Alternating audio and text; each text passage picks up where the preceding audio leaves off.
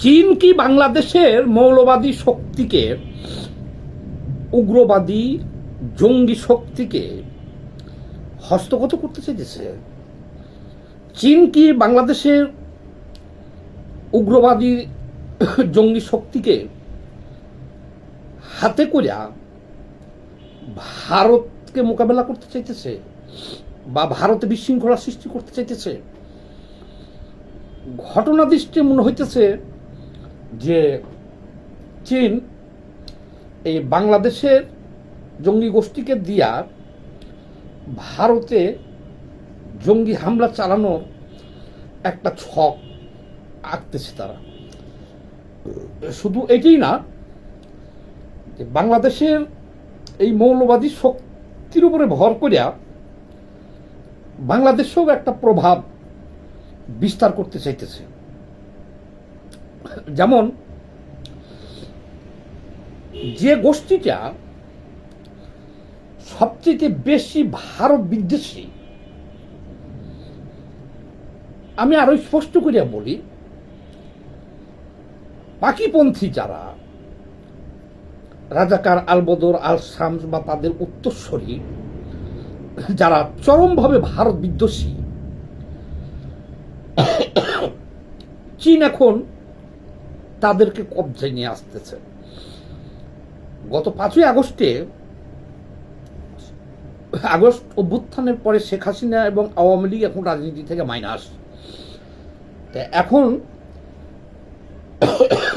এখন হলো বাংলাদেশের রাষ্ট্রীয় ক্ষমতায় যারা আছে, বিএনপি, তার প্রধানমন্ত্রী হলো জনাব তারেক রহমান।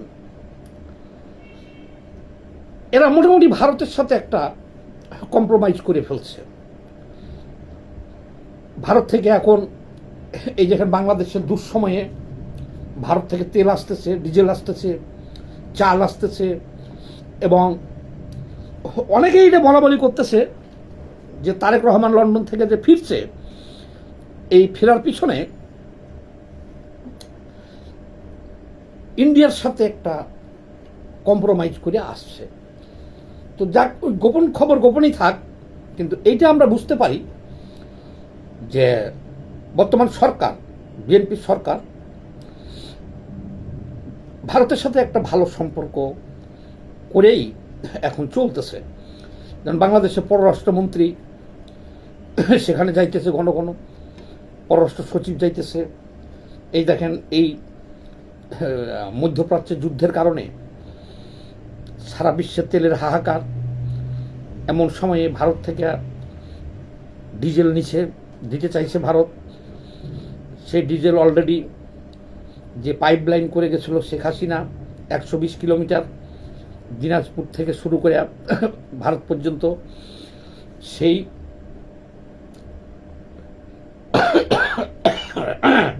ড্রেন দিয়ে তেল আসতেছে। আর মোংলা বন্দরে দেখলাম চাল নামতেছে। তাইলে এখন দেখা গেল যে বিএনপি ভারতের সাথে একটা সমঝোতা হয়ে গেল। তাইলে এখন বাংলাদেশে আধিপত্য বিস্তার করার জন্য বহুত বছর ধরেই কিন্তু চীন এবং ভারত, এই দুটা দেশই ছলে বলে কৌশলে তারা চায় বাংলাদেশের সাথে সম্পর্ক ভালো করতে, ভালো রাখতে, আধিপত্য বজায় রাখতে, ব্যবসা বাণিজ্য করতে। তো চীন ব্যবসা বাণিজ্য চুটিয়ে করতেছে বাংলাদেশে, এতে কোনো সমস্যা নাই। তো তারপরও ভারতের সাথে যে বাংলাদেশের সম্পর্ক বা ভারতের আধিপত্যটা বেশি। শেখ হাসিনার আমলে তো একচেটিয়া 15 বছর ভারতের সাথে সম্পর্ক, বাংলাদেশের মধুর সম্পর্ক ছিল। এখন চীন দেখতেছে যে যেহেতু সরকারি দল, চীন আশা করছিল একটা, কিন্তু যখন দেখলো যে শেখ হাসিনা চলে যাওয়ার পরে, ইউনূস সরকার বিদায় হওয়ার পরে, এখন বিএনপি সরকার বা তারেক যে সরকার এখন এই লবিংয়ে চলে গেছে, ভারত লবি। তাহলে অবশিষ্ট থাকে কি? বিরোধী দল বাংলাদেশে। সেই বিরোধী দল হলো কারা? জামাত। এই জামাতের সাথে দেখতেছি চীনের অনেক দহরম মহরম শুরু করছে। এর আগে জামাতের প্রতিনিধি দল চীন ঘুরে আসছে 1 নম্বরে। আবার চীনার যে দূতাবাস আছে এখানে, সেটা এখন জামাতের জন্যে বলতে পারেন ডাইল ভাত বা পান্তা ভাত হয়ে গেছে। তারা যাইতেছে আসতেছে, যাইতেছে আসতেছে, সেটাই আমরা দেখতেছি।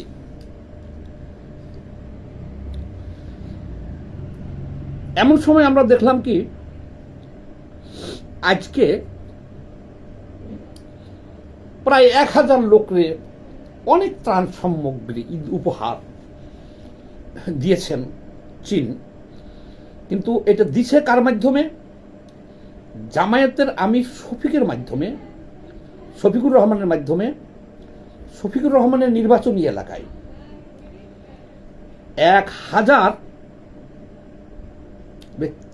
1000-এর উপরে মানুষকে বেশ অনেক ত্রাণ সামগ্রী দিয়েছে, ঈদ উপহার দিয়েছে। এখানেও একটা ভেতর লাগছে অবশ্য, কারণ জামাতের ঘোষণা দিয়ে বসছে যে এই উপহার দিতেছে তারা, কিন্তু ওখানে যে 1000 খানেক লোককে ত্রাণ সামগ্রী দেওয়া হয়েছে বা এই ঈদ উপহার দেওয়া হয়েছে, সেগুলো যে 1000 খানেক লোককে ঈদ উপহার দেওয়া হয়েছে সব হলো জামাতের লোক। আর জামাতের ফেসবুকে তারা পোস্ট দিয়েছে যে জামাত এগুলো উপহার দিল। সেখানে উপস্থিত ছিল, অতিথি হিসেবে উপস্থিত ছিল চীনের রাষ্ট্রদূত। পেঁচটা লাগছে এইখানে। এটা দেখে আবার চীনের দূতাবাস ওরা আবার বিবৃতি দিছে যে এই ত্রাণ সামগ্রী জামাতে ইসলাম দায় নাই, এটা আমরা দিয়েছি, চীন দিয়েছে, আমরা তাদের কিছু সহযোগিতা নিয়েছি। অর্থাৎ চীনের রাষ্ট্রদূত বলছে জামাতের আমির শফিক সাহেবকে যে কিছু লোকজনের মাঝে ত্রাণটা বিতরণ করবো, আমাদেরকে একটু সহযোগিতা করেন। শফিক সাহেব তো একেবারে ডাইরেক্ট ঘোষণা দিয়েই দিছে এবং জামাতের সব লোককে ওখানে ডেকে নিয়ে যে সিরিয়াল করে সব ত্রাণ দিয়ে দিছে। জামাত ছাড়া কেউ পায়ও নাই, আর ঘোষণা দিয়ে দিছে যে জামাতই দিতেছে। এটা অনেক বড় লজ্জার কথা। জামাত যে বলল যে ত্রাণ সামগ্রী তারা দিয়েছে, আর ওই দিক দিয়া উনি বলতেছেন যে না জামাত দায়ী নাই, আমরা দিয়েছি। এটা দেশের জন্য একটা মান ইজ্জতের ব্যাপার। যাক, এটা এখানেই থাক। এখন আসল কথা দেখেন, আবার এই যে শিবিরের ডাকসু নির্বাচিত প্যানেলের সবগুলো ছেলে পেলে এখন আবার চীন যাইতেছে, চীনের আমন্ত্রণে চীন যাইতেছে। এটাতে আমরা বুঝতে পারি যে ডাল মে কুচ কালা হয়। কারণ চীনের যে মুসলমানরা আছে উইঘুরে, এই চীনের মুসলমানদেরকে চীন ঘোষণা দিছে যে এরা হলো মানসিক রোগী, এবং পৃথিবীর আর অন্য কোনো দেশে মুসলমানদের এত নির্যাতন করা হয় নাই। চীনে যে পরিমাণ নির্যাতন মুসলমানরা হয়েছে, মসজিদ ভাঙ্গা সেখানে বাথরুম করা হয়েছে। আপনারা ইউটিউবে সার্চ দেন, চীনে উইঘর লিখে পাবেন, আছে, এখনো আছে। মসজিদ ভাঙ্গা, মাদ্রাসা ভাঙ্গা সেখানে পানশালা করছে, মানে মদের দোকান করছে, মদ খায় সব বসে বসে। আর আপনি কি মনে করলেন ব্যাপারটা? যে মসজিদ ভাঙ্গা সেখানে বাথরুম করা হয়েছে, গণবাথরুম, গণ টয়লেট। আপনারা ইউটিউবে সার্চ দিলে পাবেন, এখনো আছে। আমি এটার উপরে অনেকগুলো ভিডিও করেছি এর আগে, ছবি টবি সহ দিয়ে দিয়েছিলাম, তথ্য আছে, দেখবেন আমার চ্যানেলে। তারপরে তারা একটা টর্চার সেন্টার খুলছে, সেখানে সব মুসলমানদের ধরে নিয়ে আসে, ওখানে রাখে। তো সবাই জানে এটা টর্চার সেল, সেখানে তাদেরকে টর্চার করা হয়। কিন্তু চীন বলে যে না, টর্চার না, তাদেরকে তাদেরকে মানুষ বানানো হয়, মানে তারা মুসলমান, তারা জঙ্গি, তাদের যে ধর্মীয় বিশ্বাস এটা হলো জঙ্গিবাদ। তাদেরকে সভ্য মানুষ বানানোর জন্য এখানে ট্রেনিং দেওয়া হয়। তো এই ট্রেনিং সেন্টার না, এটা একটা টর্চার সেল। সেখানে বছরের পর বছর এই মুসলমান নারী পুরুষদেরকে আটকে রাখা হয়, তাদেরকে নাস্তিক বানানো হয়, আর না হলে অন্য ধর্মে তারা চলে যায়। তাহলে এইরকম এটা সারা বিশ্বের লোক জানে এবং এটা প্রতিবাদ করেছে যে চীনের যে উইঘুর মুসলমান তারা যে পরিমাণে ছিল এখন এটা অর্ধেকে নেমে আসছে। আর চীনের যে পরিকল্পনা আগামী হয়তো 2-3 দশকের মধ্যে মুসলমান নিশ্চিহ্ন হয়ে যাবে চীন থেকে, কারণ তারা মুসলমানদের মানসিক রোগী হিসেবে ট্রিট করে। তারা মুসলমানের যে ধর্মগ্রন্থ বলে এটা পরিবর্তন করতে হবে, এখানে যে জেহাদের কথা আছে, তারপরে যে পর্দার কথা আছে, এগুলো সব পরিবর্তন করতে হবে, এটা হলো তাদের কথা। চীনের মুসলমানরা কিন্তু স্বাধীনভাবে কোনো ধর্মকর্ম পালন করতে পারে না, এটা যারা সচেতন লোক সবাই জানেন। এই হলো চীনের দৃষ্টিভঙ্গি মুসলমানদের উপরে। কিন্তু সেই চীন যখন বাংলাদেশের মুসলমানদের সাথে, সেই চীন যখন বাংলাদেশের উগ্রপন্থী জঙ্গি গোষ্ঠীর সাথে সম্পর্ক করে, তাদেরকে যখন দাওয়াত দিয়ে নিয়ে যায়, মধু পূর্ণিমা মধুচন্দ্রিমা করে, হানিমুন করে, এই যে তাদের শিবিরের ছাত্রদেরকে দাওয়াত দিচ্ছে, আবার তারা যাইতেছে এখন, এর আগে আরো সবাই গেছে জামাতে, আর দিনে রাত্রে তারা দূতাবাসে যাইতেছে আসতেছে। ডালমে কুচ কালা হয়। আমার মনে হইতেছে যে এই জামাত বা বাংলাদেশের উগ্র গোষ্ঠীকে হাত করে ভারতকে একটা চাপে ফেলবে আর কি। চাপে ফেলবে বলতে, ভারত যে আশঙ্কা সবসময় করে, যে ভয়টা সবসময় করে, যেমন বাংলাদেশের সবাই বলতেছে না যে 7 সিস্টার খেয়ে ফেলবো, কারা বলে এটা কথাটা? পাকিপন্থী রাজাকার, আলবদর, আলসাম, 71-এর পরাজিত শক্তি যারা আছে, তারা তো দিন রাত 24 ঘন্টায় এই উগ্রবাদী শক্তি বলতেছে দিল্লি দখল করে নিবে, 7 সিস্টার খেয়ে ফেলবো, ভারত বিদ্বেষী, আর পাকিস্তান প্রেমী। এই গোষ্ঠীটাকে এখন চীন হাত করতেছে, তাদেরকে ত্রাণ দিতেছে, দাওয়াত দিয়ে চীন ঘুরাইতেছে, টাকা পয়সা তো চীনের অভাব নেই, দিতেছে। এবং আমি মনে করি আমার বিশ্লেষণে যে এদেরকে দিয়া ভারতকে তটস্থ রাখবে। কারণ বাংলাদেশের সাথে ভারতের যে 4,500 কিলোমিটার সীমান্ত, যদি 2-4টা সীমান্ত দিয়ে, যেমন পশ্চিম ফ্রন্টে কাশ্মীরে মাঝে মধ্যে জঙ্গি হামলা হয়, পাকিস্তান থেকে ঢুকে পড়ে জঙ্গি হামলা করে। এখন চীন কি চাইতেছে এরকম কিছু, যে বাংলাদেশ থেকে এদেরকে দিয়া ভারতে কিছু জঙ্গি হামলা টামলা চালাবে? হইতে পারে। ভারত তো এমনি বাংলাদেশে যদি এই 4,500 কিলোমিটারে বাংলাদেশের জঙ্গিবাদের উত্থান হয়, তাহলে ভারতের জন্য অনেক বড় সমস্যা।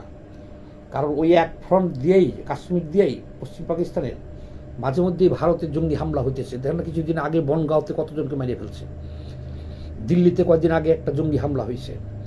কারণ বাংলাদেশের জঙ্গি গোষ্ঠীরা হাত করে যদি ভারত দিকে লেলাইয়ে দেয়, অর্থকরী দেয় চীন, তাহলে শুধু যে ভারত সমস্যায় পড়বে তা না, এর যে রিয়াক্টটা হবে তাতে বাংলাদেশ অনেক বড় সমস্যায় পড়ে যাবে। এবং কি ভারত বাংলাদেশের সামরিক অভিযান ভবিষ্যতে চালাইতে পারে। কাজেই সরকারকে বলবো যে এদের গতিবিধি লক্ষ্য করেন। চীনের সাথে এদের যে দহরম মহরম, চীন নিজ দেশের মুসলমানদের দমন পীড়ন চালাইতেছে, আর বাংলাদেশের মুসলমান নামধারী জঙ্গি সন্ত্রাসীদের লালন পালন করতেছে, এর উদ্দেশ্যটা কি?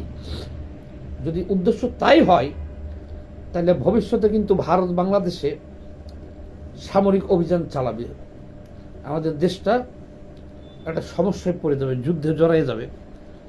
কাজে এই জঙ্গিবাদী গোষ্ঠীকে এবং চীনের এই কার্যক্রমগুলোকে, কারণ চীন হলো একটা কমিউনিস্ট রাষ্ট্র, সে বাংলাদেশে কিছু করতে গেলে বাংলাদেশে 22টা কমিউনিস্ট দল আছে, এদের সাথে করবে সে, কিন্তু 180 ডিগ্রি উল্টা দিকে যেয়া যখন বাংলাদেশের উগ্রপন্থীদের সাথে ধর্ম করতেছে, কমিউনিস্টদের বাদ দিয়ে মাইনাসে রেখে, তখন বুঝতে হবে যে ডাল মে কুচ কালা হয়।